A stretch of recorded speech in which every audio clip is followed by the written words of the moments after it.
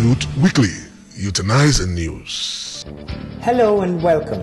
So nice of you to join us in yet another exciting edition of your favorite TV program, Youth Weekly on UTV Africa, bringing you news making headlines in the week in the language and perspective of young people. I am Helda Apollos. I am Sandra Ikeri. You're welcome to the program. As usual, here is a rundown of the major issues that made headlines in the course of the week. House of Rep condemns Asari Dokuba's utterances, canvasses for ratification of treaties. Nigeria and South Africa approve visa waivers.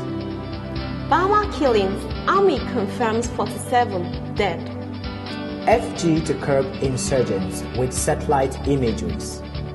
Georgia's ICPC opposes plea bargain on kidnap and corruption cases. New gonorrhea strain, worse than AIDS.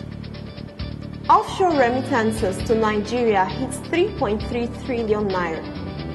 PDP urges EFCC to probe Fashola's administration. Bill to provide interest-free loans to students scales second reading. JAMB releases 2013 UTME results, withholds 12,110 results. And finally, on the sports scene, Ferguson to retire at the end of season. Libya defense minister quits over siege of ministries by gunmen. Those were the issues that made headlines in the week this week. Join us shortly as we engage in insightful discussions on some of these key issues in a moment. Don't go away.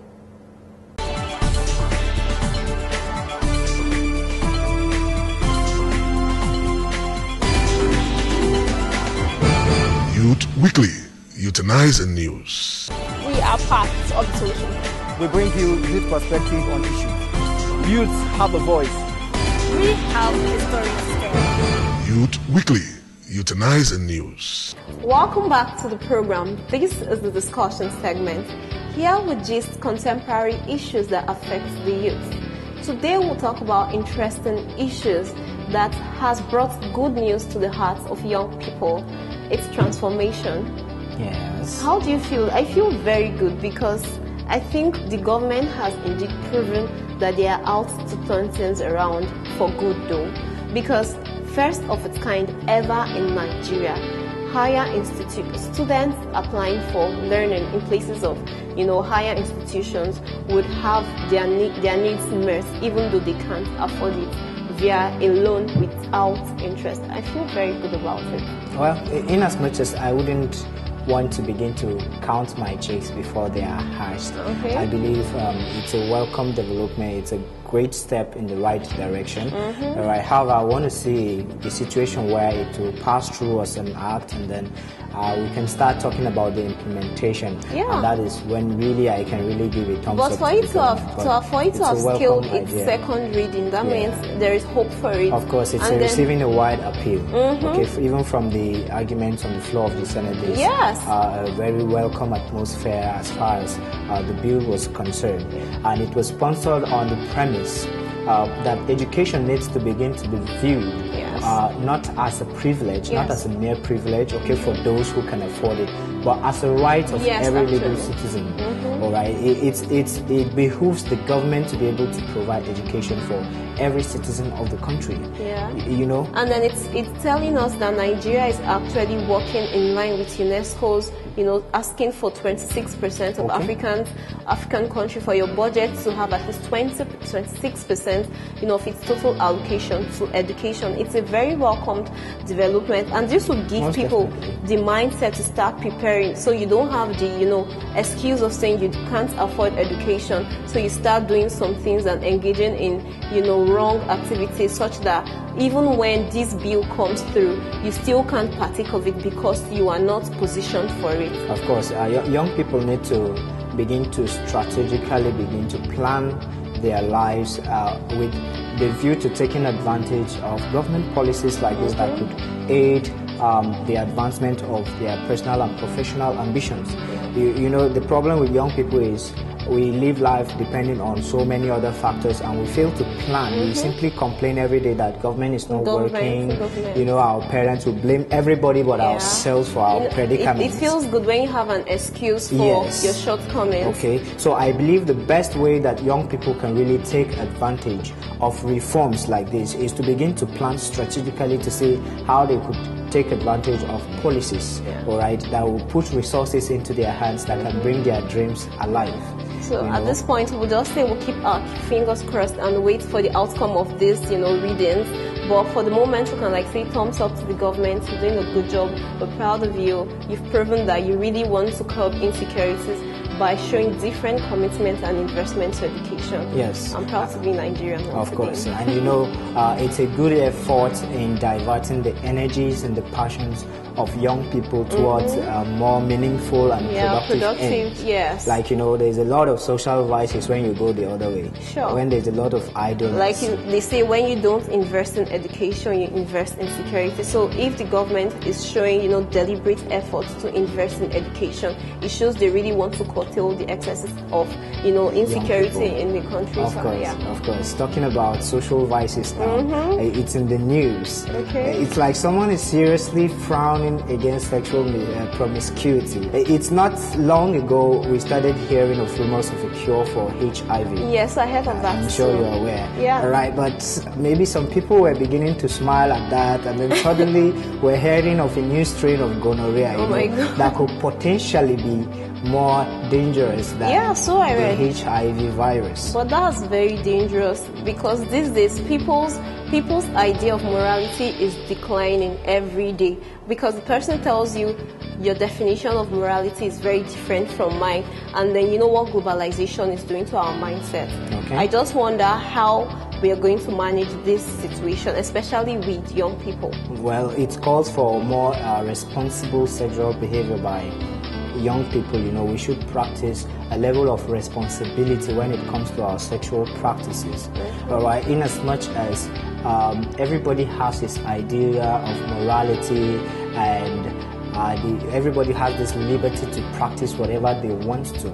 But what we're saying is, if you're going to engage, you need to employ safe practices. Yes, you need to get tested. All right, you and your partner, not only you alone, because there's no point in fighting a battle alone. You can't win it that way. So you and your partner need to get tested for any kind of sexually transmitted diseases. Even HIV.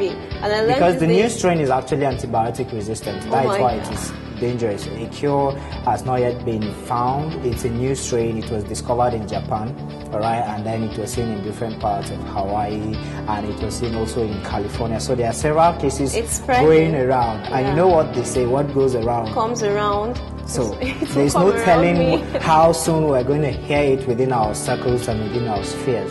So the best way to actually tackle that is to begin to actually continue the enlightenment of young people to practice responsible sexual behaviors. Like they'll say, prevention is better than cure. Better than cure. I don't see the reason you want to pick this up and then start looking for a cure for it. And for us to be responsible leaders of tomorrow, we need to start taking care of our future today. The program is still Youth Weekly. Stay with us. We'll be right back. Drop your comments, drop your observations. Follow us on our Twitter handle at YouthTV Africa. Or you could still like our Facebook page, www.facebook.com/YouthTV Africa. We'll be right back.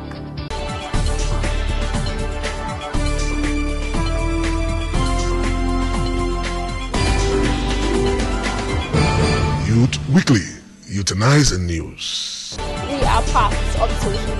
We bring you youth perspective on issues. Youths have a voice. We have the story to tell. Youth Weekly, Euthanizing News. Hello and welcome back to the program. If you're just joining us, this is Youth Weekly on YouthTV Africa. Now, some weeks ago, about 1.7 million young people actually went out to try their stand at an attempt to get entrance into one of the tertiary institutions in the country. Now, a week into that time, the results are out and they are speaking for themselves. And that is what we'll be considering in this aspect of Youth Weekly today. Now, Sandra, my concern is that a number of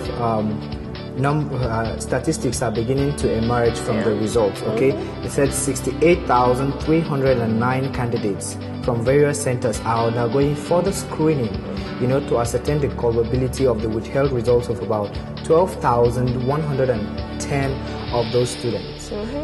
So we need to begin to ask, from the registration process to the examination itself, and then post-examination activities, how well is JAMB faring in terms of being able to make sure that a fair platform is actually created for every young individual who sits for the Unified Tertiary Matriculation Exam to have a fair chance and a fair shot at gaining entrance into a higher institution. That's actually a concern for me. It's important that we provide a fair platform for these young people, don't you think? Yes, but I think to answer that question or to make my contribution, it's not a yes or a no thing. Okay. First of all, JAMB is just carrying out its function.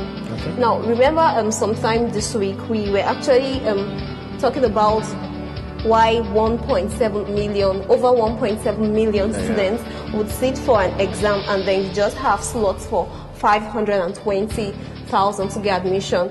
So first of all, it shows you that although it gives you a platform, but that platform is not sufficient. It is just necessary. I don't know if you understand. It is not a necessary, it's not a sufficient condition for you to get admission into the university, but it is just, what you have to do. Now, for them to have seized or to be processing over 12,000 for different form of malpractices, given the value, the number of people that start for this exam, I wouldn't want to say it is fair, but for them to just be able to have 12,000 cases, it means they've improved, given the figure they have for last year. I heard that last year they had like over 20,000 or so. So for this year, for them to have just 12,000, given a population of over 1.7 million, I think it's a good development. I really think it's a good development. I don't know what you think about it. Well, as bad as people think JAMB is, and I think they've tried a little. Even though we expect a lot from them, because it's like anytime there's JAMB in this country, it's like something is about to happen. Everybody, your neighbor that you never thought was going to do JAMB, is everybody coming out from everywhere, wanting to do JAMB, and you wonder, some people have done JAMB for 10 years, some are doing for 5 years and all that. But we want to, personally, I think, looking at security, I didn't hear of any security incident at the JAMB centers. I don't know if there were. I think I only heard of the incident of an accident where like 9 students lost their lives. Okay, and reasonably this year there were some innovations around, so some people can actually do computer-based tests. Yes, you can also do dual type, written and computer. We just hope that Nigeria can actually handle the pressure of, thank God they're already speaking out early enough, because I would have condemned it if it is after the exam they start telling people about fraudsters and all that. They should be able, like they've done. They've promised people that people can access our data. You get that kind of stuff. So JAMB, we want to thumbs up for them, give them some thumbs up. Yeah, sure. Even though I feel there are a lot of parts we need to look at as far as this whole stuff is concerned. Just like we said, you need to look at the whole process entirely. Registering 1.7 million when there is just about 30% opportunity for those people to actually get the admission. How do we validate or justify such? Every one of them is paying for that slot. All right, but you're not giving them really a fair chance. It's a terrible battle. Let me tell you how terrible that is, because like sometimes people don't see this. JAMB is not they're part of our educational structure. Certainly. They're not in charge of empowering our students to do well in exam. So failure is not really their business. You know what I'm saying? Of course. But when you say you have only 520,000 opportunities, placements, for students, and you've taken in or you've registered over 1 million people, and you're still registering. It shows that you're creating room for depression. Because once these guys, like, we're used to failing, there's an aftermath. The people are, there is a cumulative depression can become something else. But I was actually saying it last week that people that register should have, there should be a requirement, not anybody, because when you get people what kind of requirements are you talking like you should have your papers ready. Probably your Y papers should be complete, or your NECO results should be complete, so that if it is not, you can give people that are already prepared, you know, better. But no, seriously, because some people, seriously, no, anybody who is applying for JAMB have their papers. You should know that. No, that's not true. Not necessary. Okay, some people we are waiting results. You right? just choke up the system. You choke up the system such that the resources needed for effective management of these exams, are not channeled into the right direction. I'm not saying JAMB has not done well, but if you have lesser figures, I feel they'll be able to manage it properly, so that issues of fraudsters or exam malpractices or people not shading properly would be a thing of the past. Well, can we also consider the aspects of those sitting for this exam? Like, it's in the figures, there's just about 10 of them scored above 300. You see, and then what are we saying about the performance of young people? That is what I am saying. There should be a requirement. Last year, 3 scored above 300. Okay. Only 3. So you should understand that the remarkable, our dear registrar is calling it, is not based on passes. Okay. Perhaps the overall process, like the vigilation, the aftermath, after the results, the speed of releasing results. Yes, that's really remarkable. Stuff, so that could be his evaluation. But if we want to look at all that, we can say that there's still a long way to go. Well, that is really how much we can take on the program. However, I will give you a chance, Mr. Success Epeon, to say a final word to our viewers out there. Yeah, I want to also speak to the JAMB body as a whole, that these young people we're talking about here have the future of this nation. And at this very fundamental point in their life, they need them to put this in place to make this future, make the future of this country something that is realistic. You understand? We are looking at a better future, and it starts here. These guys are taking a leap into school, so let's give them the best. And for young people, study. Do your best as much as you can while these guys are trying to fix the process. We expect the best in future. Sandra? Yeah, I would just want to talk about the headline we discussed earlier. That the interest-free loan for students is coming up. So I just want to advise every young person. Peradventure, you've been trying to gain admission into the higher institutions of higher learning and you've not been able to get it. Just get prepared. Opportunities never end. I don't believe in one opportunity goes, another doesn't come. Just get prepared, and then opportunity might meet you, and then you get lucky. So just keep getting yourself prepared. Keep developing yourself. Well, from me, like they say, opportunity favors the prepared mind. So you have to prepare yourself to be able to take advantage of any opportunity regardless of the competition that exists in the system. And that is how much we can take on this edition of Youth Weekly today. You could drop your comments on our Facebook page, www.facebook.com/UTVAfrica, and follow us on our Twitter handler @UTVAfrica. We'll be glad to share your comments on these issues that made headlines this week. Well, we would like to look forward to having you again on another edition of the same program on the same station next week. Join us and have a wonderful week ahead. Bye-bye.